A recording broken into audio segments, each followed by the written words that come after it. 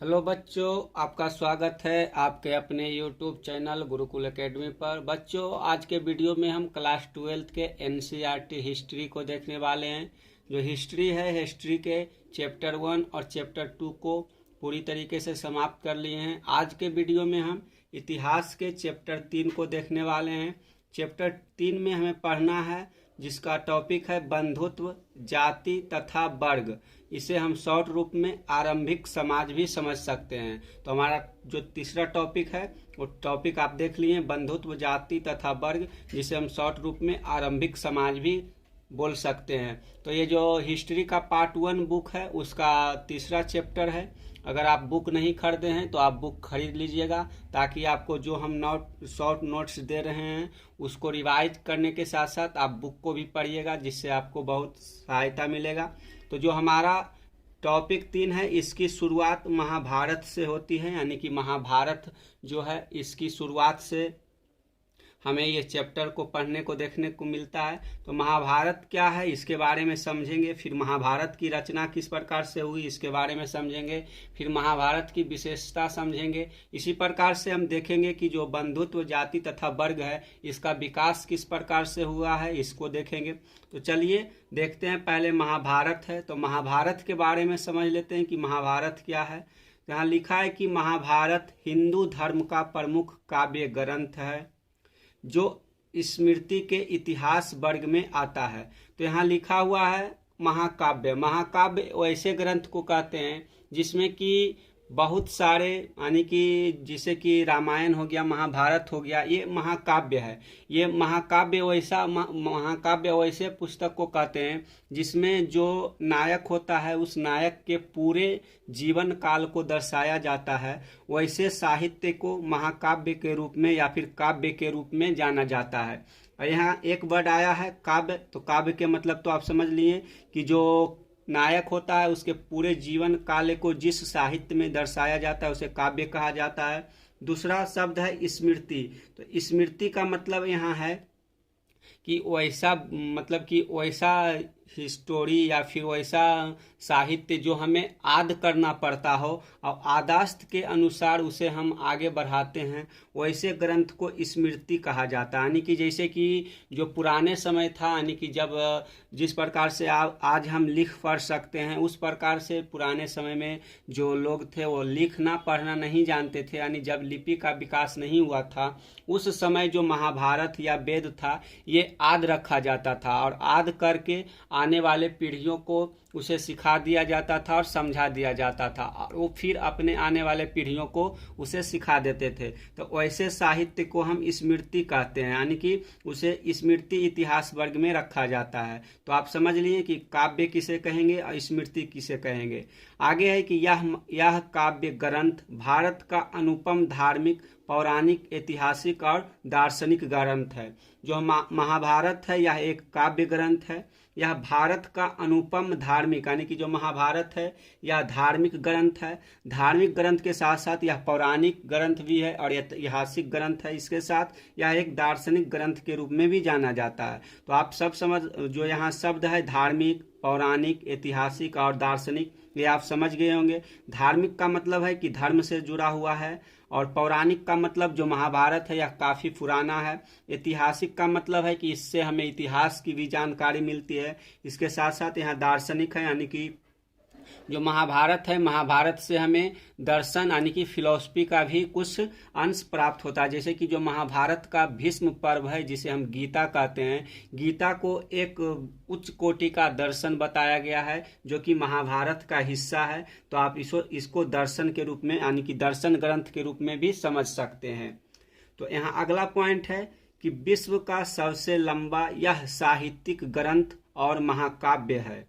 यानी कि जो महाभारत है यह विश्व का सबसे लंबा साहित्यिक ग्रंथ है। यानी कि जो अब तक महाभारत मिला है हमें, यह विश्व का सबसे बड़ा साहित्यिक ग्रंथ है और इसके साथ साथ विश्व का सबसे बड़ा महाकाव्य भी है। यानी कि इससे बड़ा विश्व में कोई साहित्यिक ग्रंथ नहीं है और ना ही कोई बड़ा महाकाव्य है। आगे है कि हिंदू धर्म के मुख्यतम ग्रंथों में से एक है। यानी कि जो महाभारत है जो महाभारत हिंदू ग्रंथ में जो महत्वपूर्ण ग्रंथ है उनमें से एक माना जाता है। इसके साथ इस ग्रंथ को हिंदू धर्म में पंचम वेद माना जाता है, यानी कि हिंदू धर्म में 4 वेद बताया गया है, जो ऋग्वेद, सामवेद, यजुर्वेद और अथर्ववेद है। उसके अलावा जो महाभारत है, महाभारत को हिंदू धर्म में 5वां वेद का इसे संज्ञा दिया गया, यानी कि जो महाभारत है, महाभारत को हिंदू धर्म में 5वें वेद की संज्ञा दी जाती है। तो आप समझ लिए हैं कि जो महाभारत है यह हिंदू धर्म का एक प्रमुख काव्य है। काव्य क्या होता है ये समझ लिए होंगे। और यह स्मृति इतिहास वर्ग में आता है, यानी कि जो अपने एक पीढ़ी से दूसरे पीढ़ी को अपने ज्ञान के रूप में, यादाश्त के रूप में उसे आगे बढ़ाया जाता है, उसे हम स्मृति ग्रंथ कहते हैं। तो काव्य, स्मृति ग्रंथ या फिर पौराणिक, ऐतिहासिक, ये जितने भी वर्ड यहाँ आया है वो आप अच्छी तरीके से समझ लिए होंगे। अब चलिए देखते हैं महाभारत की रचना। तो महाभारत की रचना का इतिहास क्या है इसके बारे में समझ लेते हैं। तो चलिए अपने थोड़ा सा ऊपर करते हैं, फिर देखते हैं जो महाभारत है, महाभारत की रचना का इतिहास क्या है। तो इसके बारे में पहला पॉइंट यहाँ लिखा हुआ है कि इतिहासकारों का मानना है कि यह वेद व्यास द्वारा लिखा गया था, यानी कि जो इतिहासकार है, इतिहासकार के कुछ वर्ग मानते हैं कि जो महाभारत है, महाभारत के रचना वेद व्यास के द्वारा किया गया है, यानी कि इतिहास जो महाभारत है इसकी रचना वेद व्यास द्वारा किया गया था। लेकिन अधिकांश इतिहासकारों का मानना है कि यह कई लेखकों की रचना है, यानी कि कुछ इतिहासकार ऐसे हैं जिनका मानना है कि महाभारत की रचना वेद व्यास के द्वारा किया गया है। लेकिन इतिहासकारों के जो अधिकतम लोग हैं वो मानते हैं कि जो महाभारत है, महाभारत की रचना एक व्यक्ति के द्वारा नहीं बल्कि कई व्यक्तियों के द्वारा किया गया है। तो इसका साक्ष्य हमें किस प्रकार से मिलता है, तो चलिए अगले पॉइंट में समझते हैं कि इसका साक्ष्य हमें किस प्रकार से मिलता है। तो यहाँ अगला पॉइंट लिखा हुआ है कि महाभारत में शुरुआत में केवल 8800 श्लोक थे, बाद में छंदों या श्लोकों की संख्या बढ़कर 1 लाख हो गई। यानी कि जब महाभारत की शुरुआती साक्ष्य मिलता है उसमें मात्र महाभारत में 8800 श्लोक थे और धीरे धीरे समय के साथ इसमें श्लोकों की संख्या बढ़कर 1 लाख हो गई। तो 1 लाख श्लोक हो जाने का मतलब है कि जो महाभारत है इसकी रचना कई वर्षों तक लगातार होती रही होगी। इस कारण से जो महाभारत है इसमें श्लोकों की संख्या लगातार बढ़ते गई और इसका विस्तार होता गया। चलिए आगे देख लेते हैं। 1919 में एक महत्वपूर्ण काम शुरू हुआ।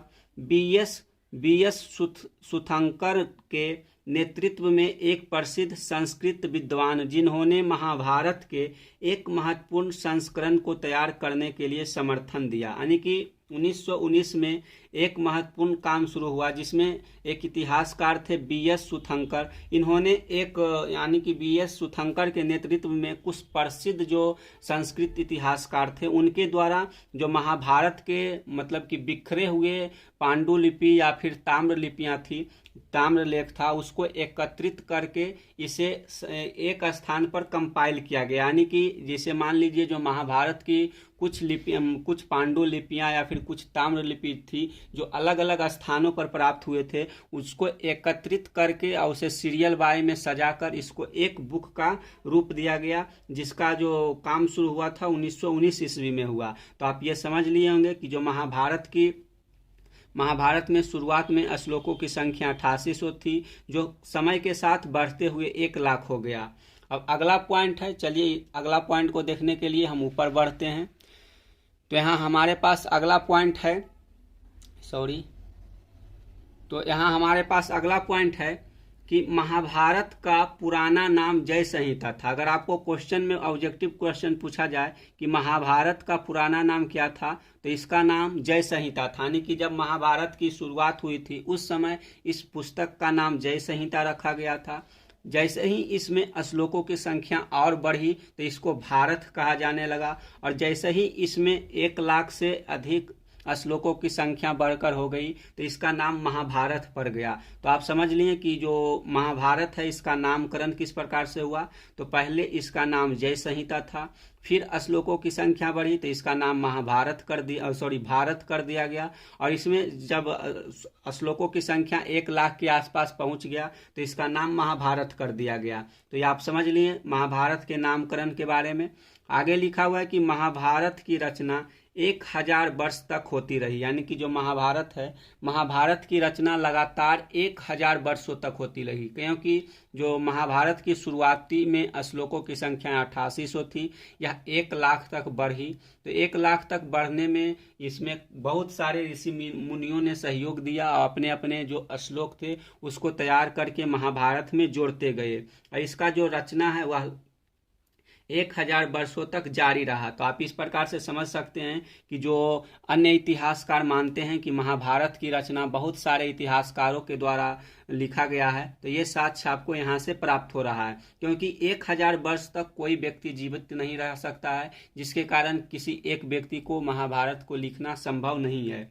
आगे है कि लगभग 500 BC यानी कि जो ईसा पूर्व यानी कि आज से 2500 वर्ष पूर्व महाभारत से उस समय के समाज की स्थिति तथा सामाजिक नियमों के बारे में जानकारी मिलती है। यानी कि जो महाभारत है, महाभारत में आज से लगभग 2500-2600 वर्ष पुराना जो इतिहास है उसकी हमें जानकारी मिलती है, और उस समय के जो समाज है, उस समय के समाज की जो स्थिति है उसके बारे में हमें जानकारी मिलती है, उस समय के जो सामाजिक नियम था उसके बारे में बहुत सारी जानकारियां मिलती है। तो आप इससे अनुमान लगा सकते हैं कि जो महाभारत है यह हमारे लिए कितना महत्वपूर्ण है। अगला पॉइंट है कि महाभारत का समालोचनात्मक संस्करण। जो महाभारत है इसका समालोचनात्मक जो संस्करण है वह किस प्रकार से जारी किया गया है। संस्करण का मतलब है कि जो महाभारत के मतलब कि जिस प्रकार से महाभारत में श्लोक बढ़ते गए उसी प्रकार से इसका अलग अलग संस्करण निकलता गया, उसी को हम समालोचनात्मक संस्करण कहते हैं। यानी कि जो महाभारत था पहले मूल रूप से संस्कृत में लिखा हुआ था, इसका अनुवाद हिंदी में हुआ, इंग्लिश में हुआ, फारसी में हुआ, इस प्रकार के जो अन्य भाषाओं में महाभारत का अनुवाद हुआ उसी को हम समालोचनात्मक संस्करण भी मान सकते हैं। यहाँ लिखा हुआ है कि 1919 में संस्कृत भाषा के एक महान विद्वान जिनका नाम BS सुकंथकर था के नेतृत्व में एक बहुत महत्वाकांक्षी परियोजना की शुरुआत हुई। तो हम ऊपर भी देखे थे कि जो BS सुकंथकर थे, इनके नेतृत्व में कुछ प्रसिद्ध संस्कृत विद्वानों ने जो महाभारत थे, महाभारत के अन्य पांडुलिपियों को संग्रहित करके एक पुस्तक के रूप में देने के लिए अपना काफ़ी समय तक कार्य किए। तो उन्हीं के बारे में यहाँ बताया गया है कि 1919 में संस्कृत भाषा के एक महान विद्वान जिनका नाम BS सुकंथकर था के नेतृत्व में एक बहुत महत्वाकांक्षी परियोजना की शुरुआत हुई, जिसमें इस महाभारत को एक अलग रूप देने के लिए इनके द्वारा कार्य किया गया। तो चलिए यहाँ तक समझ लिए जो एक पेज पर था। अब अगले पेज पर चलते हैं, उस पर क्या हमको देखने को मिलता है, चलिए उसको देखते हैं।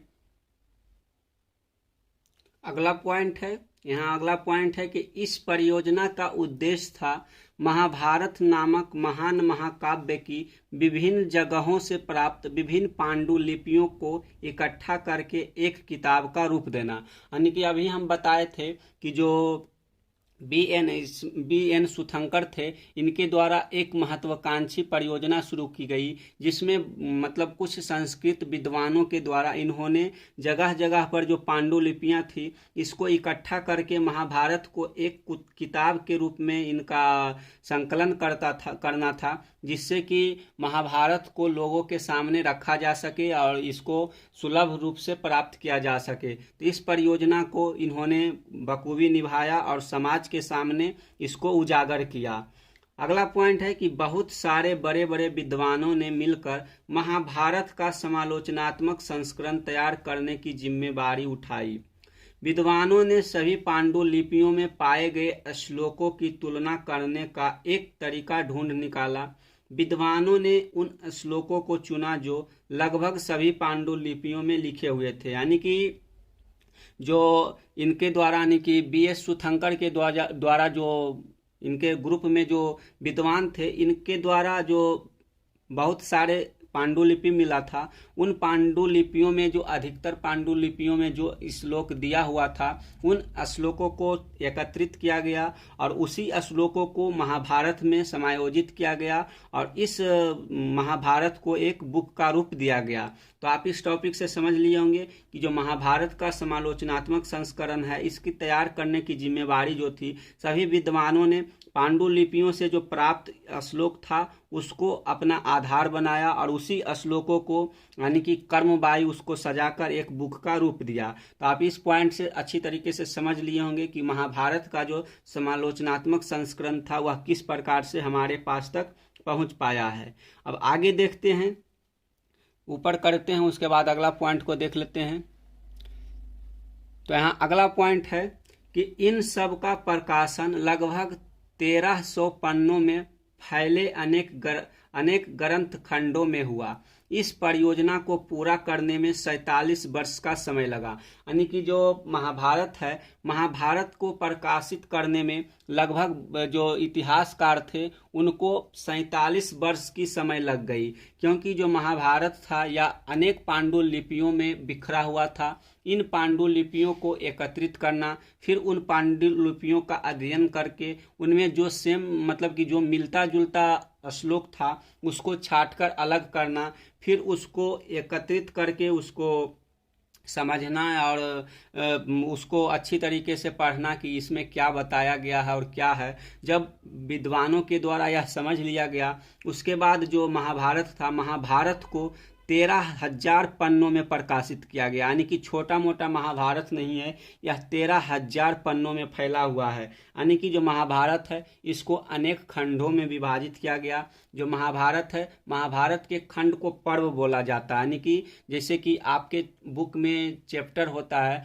उस प्रकार से महाभारत के चैप्टर को पर्व बोला जाता है। तो जो महाभारत है, महाभारत को कई पर्वों में बांटा गया। जैसे कि जो महाभारत का एक महत्वपूर्ण पर्व है उसे आप भीष्म पर्व के नाम से जानते हैं, या फिर उसी को आप गीता के नाम से भी जानते हैं। तो जो पर्व में यानी कि जो खंड में गीता है उस खंड को भीष्म पर्व बोला जाता है और उसी पर्व को गीता भी बोला जाता है। तो इस प्रकार से जो महाभारत था इसको 13,000 पन्नों में अनेक खंडों में और इसको तैयार करने में 47 वर्ष का समय लगा। तो इससे आप अनुमान लगा सकते हैं कि जो हमारे विद्वान थे उनके द्वारा कितना मेहनत किया गया, उसके बाद जो हमारे पास प्रस्तुत महाभारत है वह देखने को मिला। तो आप इस प्रकार से समझ लिए कि जो महाभारत का समालोचनात्मक संस्करण है वह किस प्रकार से तैयार हुआ और हमारे पास तक पहुंच पाया है। अब आगे देख लेते हैं। आगे हमारे पास पढ़ने के लिए है कि इस पूरी प्रक्रिया में दो बातें विशेष रूप से उभर कर आई। यानी कि जो महाभारत को संकलित करने का जो प्रक्रिया था, इस प्रक्रिया के दौरान दो बातें उभर कर आती है। तो इसको देख लेते हैं कि वो कौन सी दो बातें हैं जो हमारे पास उभर कर आई है।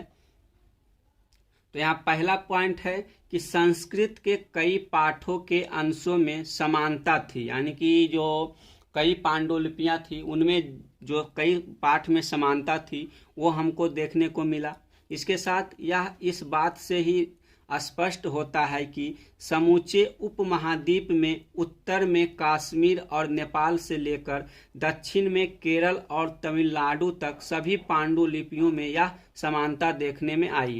यानी कि जो हमारे विद्वान थे उनके द्वारा जब महाभारत के पांडुलिपियों का अध्ययन किया गया तो इससे पता चला कि जो महाभारत की पांडुलिपियां बल्कि भारत के कौनों ही मतलब कोई भी हिस्सा से प्राप्त हुआ, वह उत्तर भारत हो या फिर दक्षिण भारत हो या फिर नेपाल हो, कहीं भी इसका महाभारत का पांडुलिपि प्राप्त हुआ है वह संस्कृत भाषा में लिखा हुआ है। इसके साथ साथ ये जो अलग अलग पांडुलिपियां मिली हैं उसमें जो श्लोक लिखा हुआ है उसमें समानता पाई गई है। तो इससे हम समझ सकते हैं कि जो महाभारत है, महाभारत की जानकारी उस समय के पूरे भारत के लोगों को था।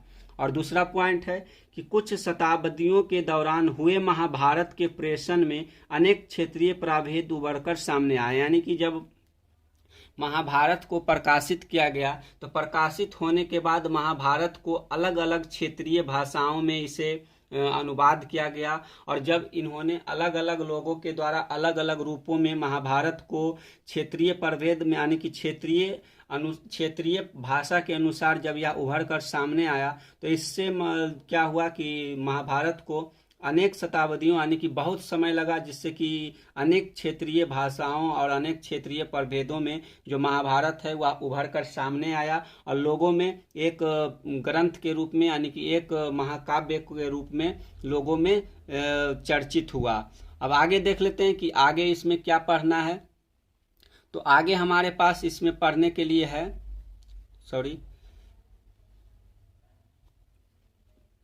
तो यहाँ है बंधुता एवं विवाह। जो महाभारत था, महाभारत को अब हम समाप्त कर लिए। महाभारत में जितने भी महत्वपूर्ण बातें हमको पढ़ने के लिए थे उन सभी बातों को देख लिए और अच्छी प्रकार से समझ लिए कि जो महाभारत है, महाभारत को किस प्रकार से हमारे विद्वानों ने हमारे पास लाने के लिए मेहनत किया और उसे अच्छी तरीके से प्रस्तुत किया गया। उसी में से हमें अगला पॉइंट पढ़ना है बंधुत्व एवं विवाह के बारे में, यानी कि बंधुत्व क्या है और विवाह क्या है, इसके बारे में देख लेते हैं। तो बंधुत्व से पहले हमारे पास एक टॉपिक आता है परिवार। परिवार क्या है? तो परिवार समाज की एक प्रमुख संस्था थी, यानी कि जब वैदिक सभ्यता चल रही थी उस समय परिवार को एक समाज की प्रमुख संस्था के रूप में देखा जाता था। एक परिवार के लोग भोजन मिल बांट करके करते थे, ये परिवार की विशेषता है।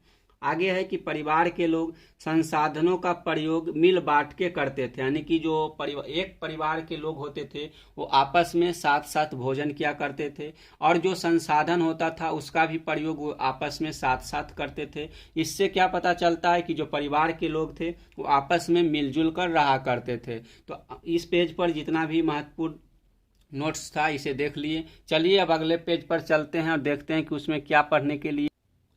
अब परिवार के बाद हमको जो पढ़ने के लिए टॉपिक है वह है पितृवंशिकता, यानी कि पिता के वंश। तो पितृवंशिकता क्या है, इसका महत्वपूर्ण मतलब कि इसका हमारे जो ग्रंथ है उसमें क्या विशेषता बताया गया है उसके बारे में देख लेते हैं। जो पितृवंशिकता है इसका अभिप्राय है कि पिता की मृत्यु के बाद उसके संसाधनों का हकदार उसका पुत्र होता है। इसे पितृवंशिक व्यवस्था कहते हैं। यानी कि पितृवंशिक व्यवस्था या फिर पितृवंशिकता क्या है, इसके बारे में अगर हम शॉर्ट रूप में समझें तो आप इस प्रकार से समझ सकते हैं कि जो पिता की मृत्यु है, पिता की मृत्यु के बाद जो पिता की संपत्ति है उनके संपत्ति पर जो हकदार होता है वह उनके पुत्र का हक होता है। यानी कि उनके पुत्र को जो पिता का संसाधन मिलता है, इसी व्यवस्था को पितृवंशीय व्यवस्था कहा जाता है या फिर पितृवंशिकता कहा जाता है। तो इस प्रकार से आप इसे अच्छे तरीके से समझ लिए होंगे कि पितृवंशिकता क्या है। अगर आपको इस जो पितृवंशिकता है इसके बारे में अगर क्वेश्चन पूछा जाए तो आप आसानी से लिख सकते हैं कि पितृवंशिकता से अभिप्राय है कि पिता की मृत्यु के बाद उसके संसाधनों का हकदार उसका पुत्र होता है। इसे ही पितृवंशिक व्यवस्था या फिर पितृवंशिकता कहते हैं। तो ये हो गया पितृवंशिकता का डिफिनेशन। उसके बाद अगला पॉइंट है कि राजा की मृत्यु के बाद, यानी कि पिता के मृत्यु के बाद उसका जो संसाधन है उसके पुत्र को मिल जाता है, लेकिन जो राजा होता है, अगर राजा की मृत्यु होता है तो उसके बाद जो उसका सिंहासन होता है यानी कि राजगद्दी होता है उसके पुत्र को सौंप दिया जाता है, यानी कि जो राजा का पुत्र होता है अगला राजा बनता है। परंतु अगर कभी कभी राजा का पुत्र नहीं होता है तो पुत्र नहीं होने की स्थिति में जो उसका सिंहासन है यानी कि उसकी जो राजगद्दी है उसके भाई को या फिर उसके संबंधी को राजा का अगला उत्तराधिकार बना दिया जाता है। तो आप इस बात से समझ लिए होंगे कि जो पितृवंशिकता है इसके बारे में, यानी कि जो पिता की मृत्यु है उसके मृत्यु के बाद उसका संपत्ति पुत्र को प्राप्त होगा, और राजा है, राजा की मृत्यु के बाद उसको उसके पुत्र को उसका राजगद्दी या फिर सिंहासन मिलेगा। अगर राजा के पुत्र नहीं हो या फिर कोई उसका संतान नहीं हो तो उसका जो उत्तराधिकारी बनेगा उसका भाई या फिर उसका संबंधी बन सकता है। तो इस प्रकार से आप समझ लिए हैं कि किस प्रकार से पितृवंशिकता लागू होता है। अब आगे समझते हैं विवाह के नियम। चलिए इसको ऊपर करते हैं और देखते हैं विवाह के नियम किस प्रकार से समाज में चलता था। तो यहाँ लिखा हुआ है कि ब्राह्मणों ने समाज के लिए एक विस्तृत आचार संहिता तैयार की। यानी कि विवाह के जो नियम कानून होते हैं वो आज भी ब्राह्मणों के द्वारा ही संचालित किया जाता है और पुराने समय में भी ब्राह्मणों के द्वारा ही संचालित किया जाता था। तो यही यहाँ लिखा हुआ है कि ब्राह्मणों ने समाज के लिए एक विस्तृत आचार संहिता तैयार की है। लगभग 500 ईसा पूर्व से इन मानदंडों का संकलन धर्मसूत्र व धर्मशास्त्र नामक संस्कृत ग्रंथों में किया गया। इनमें सबसे महत्वपूर्ण मनुस्मृति थी, जिसका संकलन 200 ईसा पूर्व से 200 ईस्वी के बीच किया गया है। यानी कि जो विवाह के नियम हो या फिर अन्य आचार संहिता हो, इसको तैयार करने का श्रेय ब्राह्मणों को जाता है। इसका जो इस प्रकार की आचार संहिता है, इसका मापदंड 500 ईसा पूर्व तैयार कर लिया गया था। यानी कि आज से 2500 वर्ष पूर्व ही जो हिंदू आचार संहिता था इसको तैयार कर लिया गया था। इसमें सभी नियम कानून तय कर दिए गए थे कि किस प्रकार से हिंदू धर्म में विवाह होगा और किस प्रकार से हिंदू धर्म में अलग अलग व्यवस्थाएं होगी, किस प्रकार से यज्ञ होगा, किस प्रकार से मृत्यु के बाद उसका अंतिम संस्कार होगा। ये सारे नियम कानून ब्राह्मणों के द्वारा 500 ईसा पूर्व ही इसको संकलित करके धर्मसूत्र यानी कि धर्मसूत्र या फिर धर्मशास्त्र नामक संस्कृत ग्रंथों में इसका संकलन कर दिया गया था। इन धर्मशास्त्र या फिर धर्मसूत्रों में जो सबसे महत्वपूर्ण है उसे मनुस्मृति कहा जाता है। यानी कि जो मनुस्मृति है इसकी रचना मनु के द्वारा किया गया था, इसलिए इसका नाम मनुस्मृति है। स्मृति में भी बहुत सारे स्मृति हैं, जिसमें कि एक प्रमुख स्मृति है मनुस्मृति। इसी प्रकार से आपको इन अन्य स्मृति दिखने को मिलेगा, जिसमें नारद स्मृति हो गया। इसी प्रकार से बहुत सारी स्मृति हैं, उसमें जो हिंदू धर्म के नियम कानून लिखे हुए हैं वो सबसे महत्वपूर्ण स्मृति है मनुस्मृति।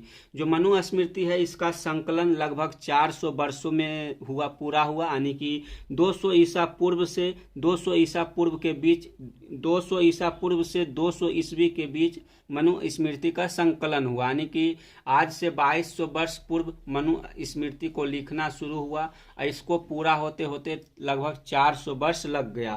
तो इस पॉइंट से आप समझ लिए होंगे कि जो विवाह का नियम है या फिर अन्य सामाजिक नियम है हिंदू धर्म में, इसका संकलन ब्राह्मणों के द्वारा किया गया। और जो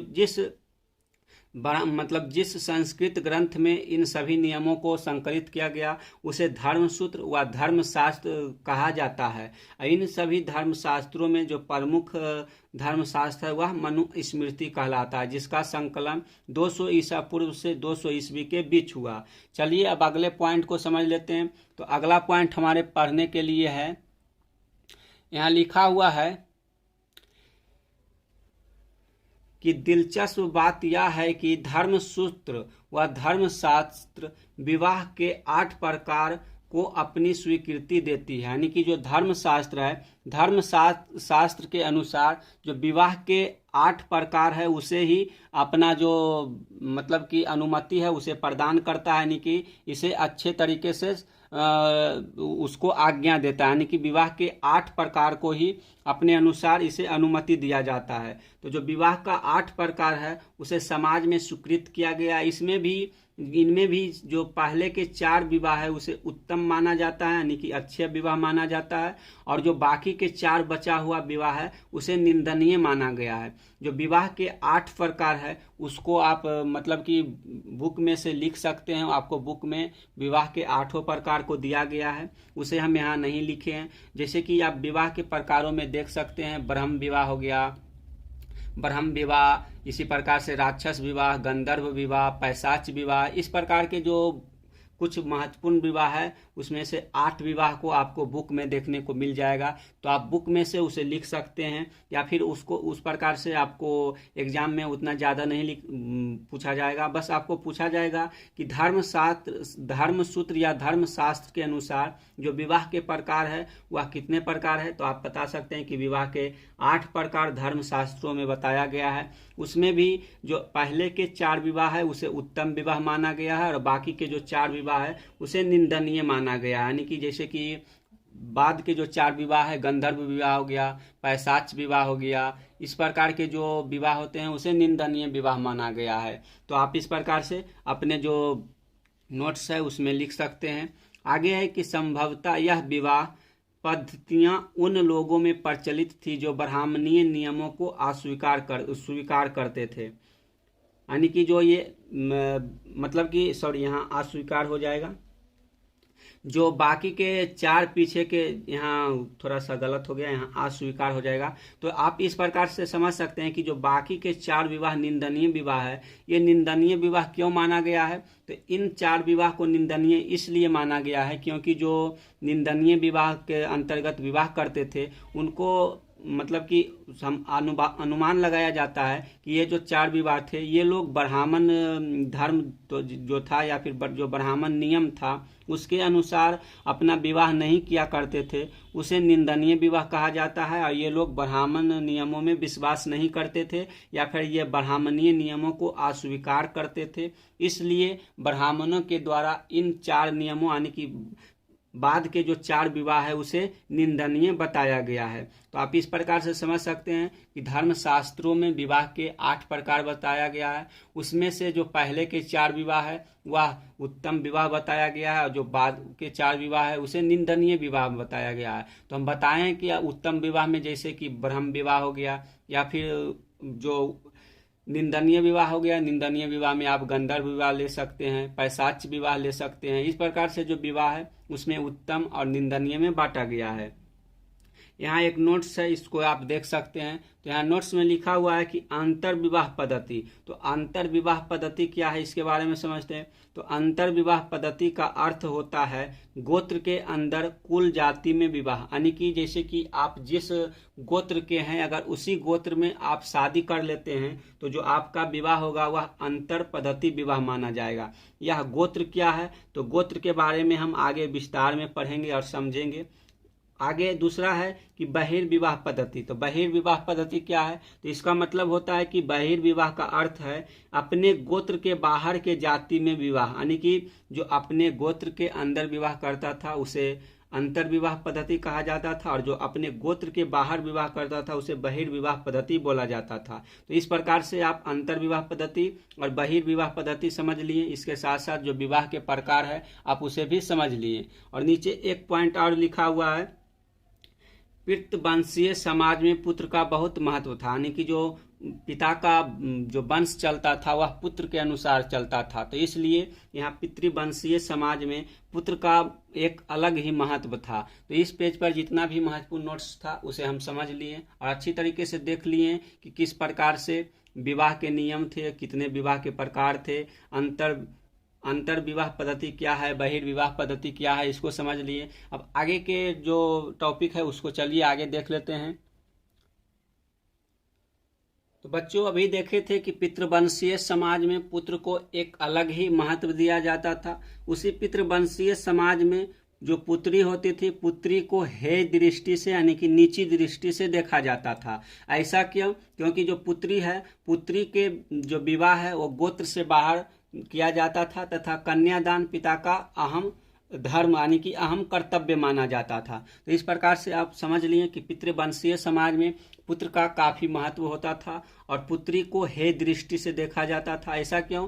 बताया जाता है धर्मशास्त्रों में कि जो पुत्री है, पुत्री जब जन्म लेती है तो अपने परिवार के लिए दुख को साथ लेकर आती है। ऐसा हमारे कुछ धर्मशास्त्रों में बताया गया है। लेकिन कुछ धर्मशास्त्रों में जो पुत्री है, पुत्री को लक्ष्मी का रूप भी बताया गया है। तो इस प्रकार से आप अलग अलग धर्मशास्त्रों में अलग अलग इसका डिफिनेशन देख सकते हैं। लेकिन कुछ धर्मशास्त्रों में बताया गया है कि जो पुत्री का कन्यादान है वह पिता के लिए एक अहम कर्तव्य के रूप में माना गया है। तो आप इस प्रकार से पुत्री का जो महत्व है वो भी समझ सकते हैं।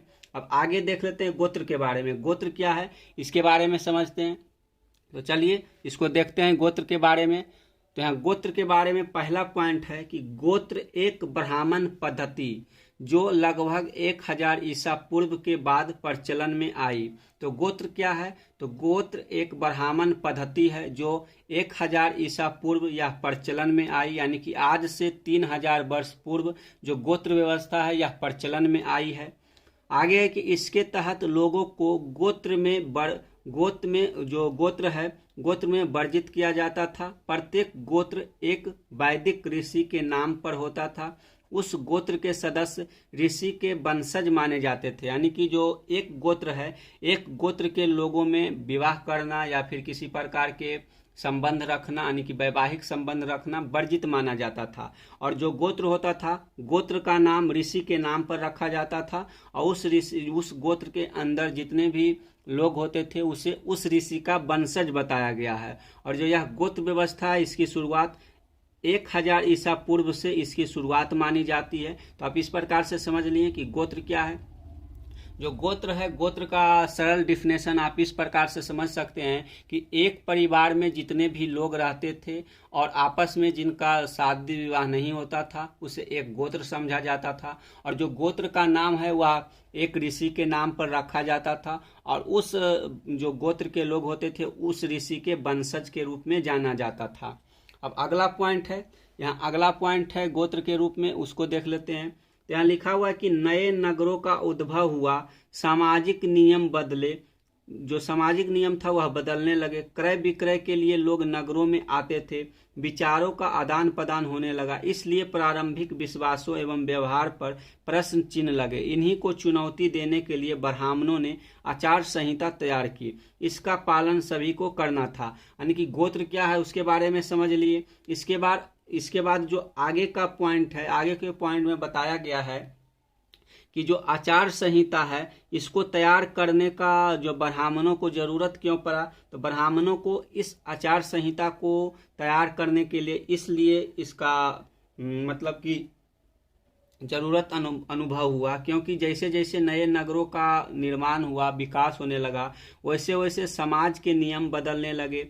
जो वस्तु खरीद बिक्री था उसके लिए लोग नगरों में आते थे, विचारों का आदान प्रदान होने लगा, इसलिए प्रारंभिक विश्वासों एवं व्यवहारों पर प्रश्न चिन्ह लगे। यानी कि जो ब्राह्मणों के द्वारा नियम कानून बनाए गए थे उस नियम कानून पर प्रश्न चिन्ह उठने लगा। यानी कि जो नगर के लोग होते थे इस नियमों में ज़्यादा विश्वास नहीं करते थे, जिससे जो गांव के लोग या फिर कस्बे के लोग होते थे वो शहर के संपर्क में आने के बाद वो भी अपने जो शहर के लोग होते थे उसके विचारों के आदान प्रदान से वो भी प्रभावित होने लगे। इसलिए जो ब्राह्मण थे, ब्राह्मणों ने इन चुनौतियों को देखते हुए ब्राह्मणों ने एक अलग आचार संहिता तैयार किया और इसका पालन करना जो है वो सभी के लिए कंपलसरी बना दिया गया। इस प्रकार से आप समझ लिए कि गोत्र व्यवस्था का शुरुआत किस प्रकार से हुआ और इसका मतलब कि उद्भव किस प्रकार से हुआ। तो जो ये दूसरा पॉइंट है, ये दूसरा पॉइंट है गोत्र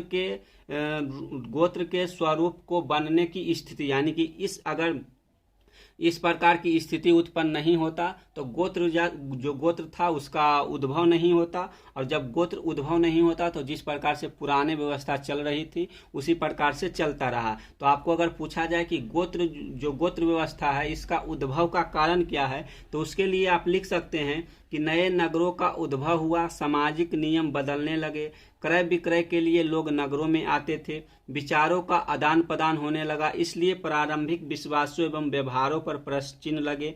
इन्हीं को चुनौती देने के लिए ब्राह्मणों ने आचार संहिता तैयार की, इसका पालन सभी को करना अनिवार्य कर दिया गया। यानी कि जो गोत्र है, गोत्र के उद्भव का ये पहला कारण है। और जो गोत्र है, गोत्र का उद्भव कब हुआ इसके बारे में आपको हम ऊपर बता दिए हैं। और जो गोत्र है, गोत्र के नाम एक ऋषि के नाम पर रखा जाता था और जो उस गोत्र में आते थे उस ऋषि के वंशज के रूप में जाने जाते थे। अब आगे देख लेते हैं कि गोत्र का प्रभाव स्त्रियों पर क्या पड़ा, इसके बारे में देखते हैं। तो यहाँ पहला पॉइंट है कि जो स्त्री है, स्त्री के गोत्र का 2 नियम है। यानी कि जो स्त्री थी, स्त्री के गोत्र के नियम के लिए जो गोत्र का नियम था वह 2 नियम था। पहला नियम है कि जो स्त्री के लिए गोत्र का पहला नियम है, इसमें बताया गया है कि शादी के बाद स्त्रियों को पिता की जगह पति का गोत्र अपनाना पड़ता था। यानी कि जो स्त्री होती थी जब तक वह अपने पिता के घर रहती थी तो उसके लिए जो पिता का गोत्र है वही गोत्र होता था। लेकिन जैसे ही लड़की का शादी हो जाता था, शादी के बाद जो उसका पति का गोत्र होता था, पति के गोत्र को उस स्त्री का गोत्र माना जाता था। और इसका दूसरा नियम है कि जो दूसरा नियम है यह था कि एक ही गोत्र के सदस्य आपस में शादी नहीं कर सकते थे। यानी कि स्त्रियों के लिए गोत्र का पहला नियम था कि अपने पिता के स्थान पर शादी के बाद अपने पति के गोत्र का हो जाएगा। और जो गोत्र का दूसरा नियम है कि एक ही गोत्र में अपने जो बेटा है या फिर बेटी है उसकी शादी नहीं हो सकती। ये गोत्र का दूसरा नियम था। यहाँ एक अलग पॉइंट है कि सातवाहन राजाओं में यह प्रचलन था कि वहाँ की स्त्री को विवाह के बाद भी अपने पिता का गोत्र रखते थे। यानी कि जिस प्रकार से उत्तर भारत में क्या था कि अगर आप लड़की का शादी हो गया तो अपने पिता के गोत्र छोड़कर अपने पति का गोत्र मानना पड़ता था। लेकिन दक्षिण भारत में एक राजवंश था सातवाहन राजवंश।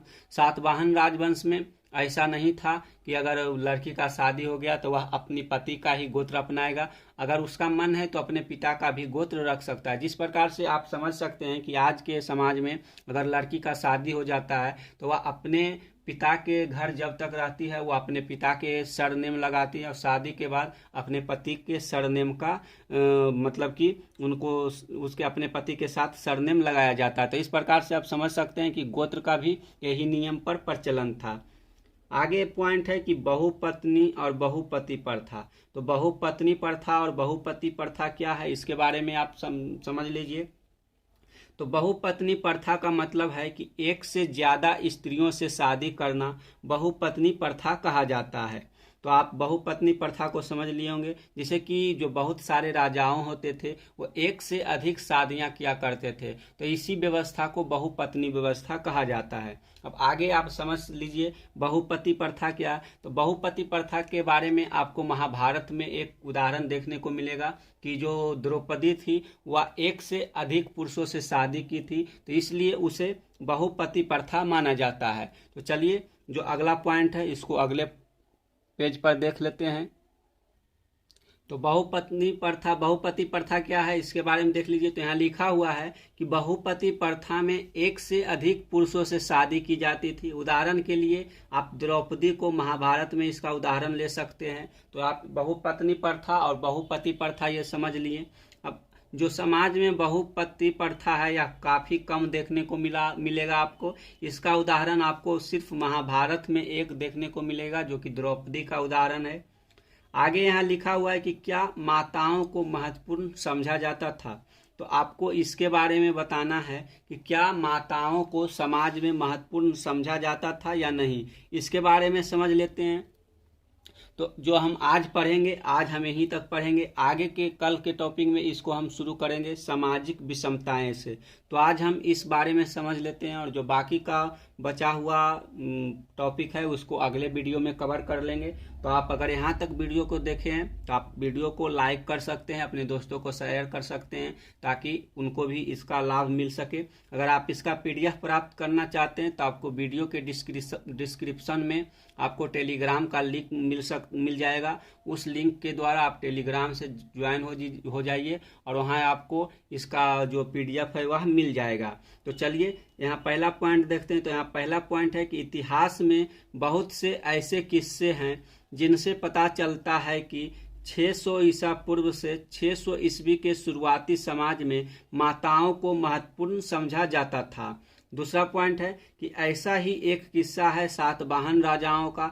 सातवाहन राजा अपने नाम से पहले अपनी माता का नाम लगाते थे, जिससे यह पता चलता है कि माताओं को भी महत्व दिया जाता था। तो आप यह समझ लिए हैं कि जो माता थी माताओं को इतिहास में किस प्रकार से महत्वपूर्ण समझा जाता था। तो इसका आपको जो इतिहास है उसमें बहुत सारे उदाहरण आपको देखने को मिल जाएगा। जिस प्रकार से यहाँ आपको सातवाहन राजाओं का उदाहरण देखने को मिला, उसी प्रकार से 600 ईसा पूर्व से 600 ईस्वी के बीच जो माताओं को महत्वपूर्ण स्थान दिया गया है इसके बारे में भी आपको महाभारत हो गया या फिर अन्य प्रकार के जो इतिहास के बुक हो गया उसमें आपको देखने को मिलेगा। तो बच्चों आज के वीडियो में इतना ही देखेंगे। वीडियो थोड़ा सा लंबा हो गया है, आप वीडियो को अंत तक देखें, इसके लिए धन्यवाद। आप इसी प्रकार से जुड़े रहिए और अपनी तैयारी को मजबूत करते रहिए।